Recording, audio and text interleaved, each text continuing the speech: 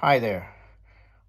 This is Paul Glumaz with General Welfare Presents, and this is approximately 6 days after the election, which was a massive fraud, was conducted in that election. Um, uh, the situation is spectacular. The bums rush to put Biden into the presidency via illegal means is running into a situation, in military terms, of an overexposed flank, which, if hit hard, can positively change U.S. politics forever.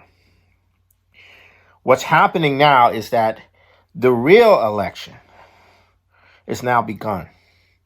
And that's not the election where you go to the ballot box. That's the election where you go with your feet into the street. Okay? That's the real election.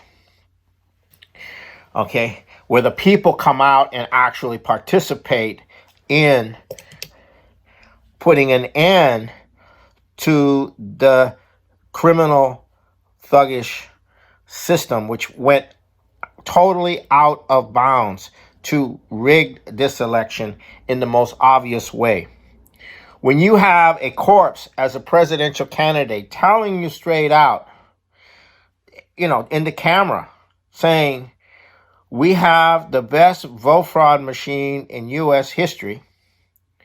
I don't need your support. I just need your support afterwards. Okay? He said that. And that was not a gaffe. He meant it. And they're doing it in your face, completely in your face, and they're telling you they didn't do it. And everyone's rushing to, quote, claim that Biden is the president and the election's not over. There's a huge fight in Pennsylvania. There's another huge fight in Georgia. There's another huge fight in Michigan and Wisconsin and Arizona and New Mexico. The electoral college vote isn't until, I believe, the 13th of December. Okay? And the 14th of December. Okay? The votes have to be in by state to the vice president or the president of the Senate by the 23rd of December. And on January 3rd, the Congress meets to ratify the election. Okay, it's not over. And things are happening that will blow your mind. Kurt Wiebe of the former NSA was on the LaRouche Pack show, and he revealed that there was a program that is used to intercept internet messages from voting areas to headquarters, which can alter the results by as much as 3%. The originator of this program that's been used outside the United States is now a whistleblower, and Sidney Powell, who is the lawyer for Michael Flynn, went on O'Reilly show and brought attention to this. So this could be a whole opening up of the deep state, surveillance state ability to actually change the votes. So that's another one. Then there in Michigan, there's this whole Dominion software thing where it's very clear that this software completely changed everything. And there's this massive evidence of irregularities all over the country in terms of the voting, the write-in voting. So that's just the beginning. The state of in Pennsylvania, you have a situation where it could, who knows where that can go. The state legislature can get involved. If it's proven that the election, the procedures of the election, that you could force a new election, or you could force a whole. It's wide open. We have no idea where this is all going to go, but we do know that it's not over. Okay, and we're heading into a situation where Michigan, Virginia, Wisconsin, New Mexico, Ohio, Georgia, Pennsylvania, all these states are still in play. They're not done. And yet the media has gone all out to say that Joe Biden is now the president-elect and there's a transition going on, and Trump is not in any way helping out that transition. The general services, the general accounting is not helping, is not recognizing that this is a transition.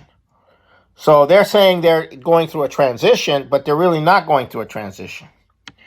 Now, it's very interesting. Biden is already coming out and saying that on day one, he's going to lock the country down like it's never been locked down before to deal with the COVID-19. But why is that? Is it because of the growth of the virus? It's because Wall Street is asking for this to be done so that they can cut off credit to the physical economy by putting people out of work and divert all the credit into their financial system. They're looking for more profits from handouts from the Federal Reserve under the pretext of the COVID-19 epidemic.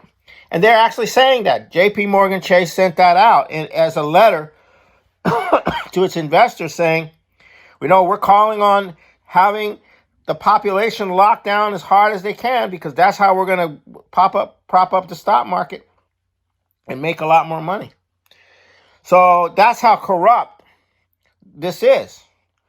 And on top of that, this lockdown is designed to prepare people for the Great Reset, which is coming in spring and summer, where the dollar is destroyed and it's replaced by cryptocurrencies being issued by central banks. And these cryptocurrencies are going to be, hey, we have money for you. We have cryptocurrencies for you. If you behave, we'll put you on a universal income maybe. We'll own you. We'll buy you. Oh, by the way, if we could cut you off at any time. We have money going into your account, but we can cut you off at any time. And so they're about to put the population into a kind of slavery with these cryptocurrencies, where you have to obey in order to not be cut off from your universal income while you're locked down. Right? This is the kind of thing that's being set up to make you crawl for the cryptocurrencies. And that's what's being set up. And then they go green. Everything goes green. It goes into a deindustrialization on a global scale. And they're already saying, this is what we're going to do. Now, do you think the population of the United States is going to go along with that? Especially now that they're coming out in the open and saying that? Do you think the population of the United States is going to submit to this kind of fascist dictatorship? It's out in the open. They're telling you it's inevitable. They're telling you, yeah, we committed vote fraud. Yeah, but you can't prove it. We're not going to let you prove it. Well, guess what? Merkel of Germany, Macron of France couldn't wait to recognize Biden as the president-elect. Well, the media has been recognizing Biden as the president-elect, but who Who elected the media? It's not the Constitution. So they're playing this confidence game. Meanwhile, starting now, the lawsuits begin. Okay, the lawsuits begin. There's a national Justice Department is now going on a national level to investigate this all over the country, vote fraud all over the country. A MAGA rally in Washington is shaping up in the million range. Okay? So we're looking at mass demonstrations in the million range now every weekend from now on. And in the state capitals of every state at the same time. So this is now going into the streets. Okay? So a lot of things can happen. Okay? And the vote could be changed. You could end up with states that cannot submit electoral delegates because it's not clear. In that situation, if neither candidate has the electoral ballots to get elected, then it goes into Congress, and the House of Representatives votes the president, and the Senate votes the vice president, and in the House of Representatives, only one vote per state. Get that? Only one vote per state. That is, New York and California have the same vote as Wyoming and Montana. You get a sense of what I'm saying. So it's not over. And now, just to give you a sense that not all the world believes that it's not over, Vladimir Putin of Russia is not recognizing Biden as the president-elect. Xi Jinping of China is not recognizing Joe Biden as. Those are the two other most powerful countries in the world. And another country is not recognizing Biden as the president-elect, and that's Mexico's Andrés López Obrador. Andrés Manuel López Obrador, AMLO. He's not recognizing Biden as the duly elected president. So this is a global situation. The world is watching. They're part of this. And the real election is now begun. The election in the state houses, the election in the courts, the elections in the street, the elections in the Congress. It's only the beginning. Now, Trump has had 70-some thousand votes. I would say about 40,000 of those are people that identify with Trump, not necessarily with either party. So this is an army. It's going to be on the move. Trump is going to go out and do rallies. This is not over, okay? This is only beginning, okay? And it's going to accelerate as we go into January, as we go into congressional. And then, if it looks like Trump might win the presidency, then the violence starts on a mass scale like you've never seen before. That's being prepared as we speak. Terrorism, Antifa, it's all going to be unleashed. That's what's going on. But the most important thing is that the American people are going through a process of profound education about how corrupt the nation has been and what a real republic should be.